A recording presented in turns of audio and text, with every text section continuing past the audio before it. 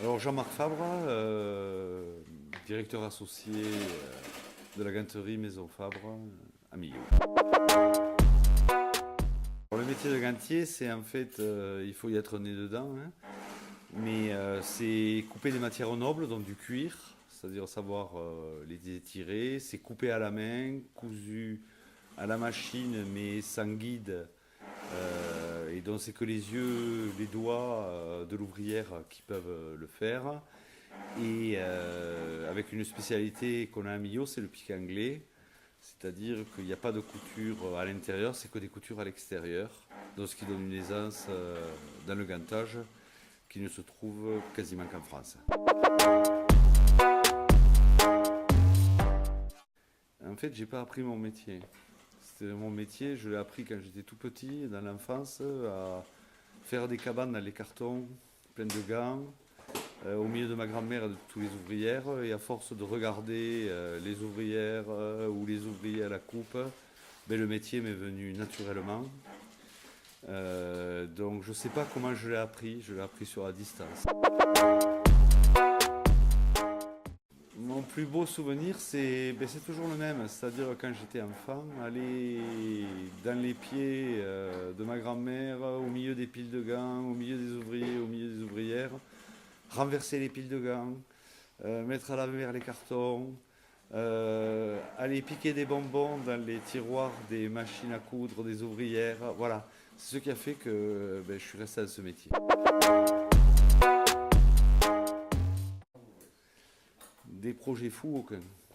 Par contre, des beaux projets, il y en a un qui nous anime avec mon frère, c'est créer pour la première fois un défilé de haute couture.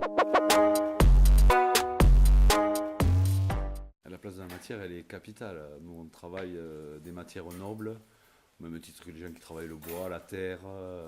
Voilà, c'est-à-dire qu'on touche la matière, on caresse la matière. Il faut positionner le détail ou le défaut sur la matière. Voilà, la matière, c'est le centre de notre métier.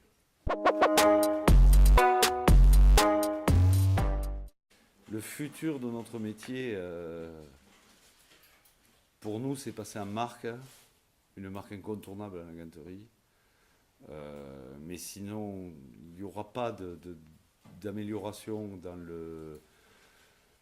la technique, parce que c'est des savoir-faire ancestraux et que les gants qui se fabriquaient il y a 100 ans sont fabriqués toujours aujourd'hui de la même façon. Donc le futur ne passe que par de la notoriété.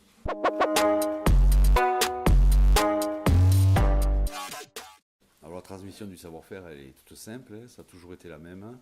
C'est-à-dire que toutes les formations sont en interne, il n'y a pas d'école.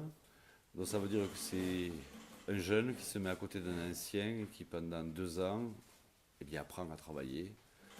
Et surtout apprend à travailler au départ lentement.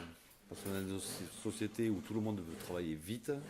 Et vite et bien, ça ne marche pas dans notre métier. Donc c'est-à-dire apprendre à travailler lentement pour savoir demain bien travailler.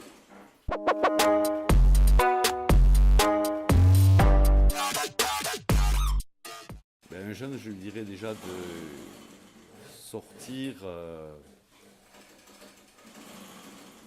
des jeux informatiques au téléphone et de regarder un petit peu ce qui se fait à droite à gauche et surtout d'essayer de trouver un métier manuel qui lui plaise parce que c'est des très très beaux métiers, les métiers manuels et malheureusement ils sont encore aujourd'hui extrêmement dévalorisés. Et on fait croire souvent aux jeunes que des choses qui n'existent pas.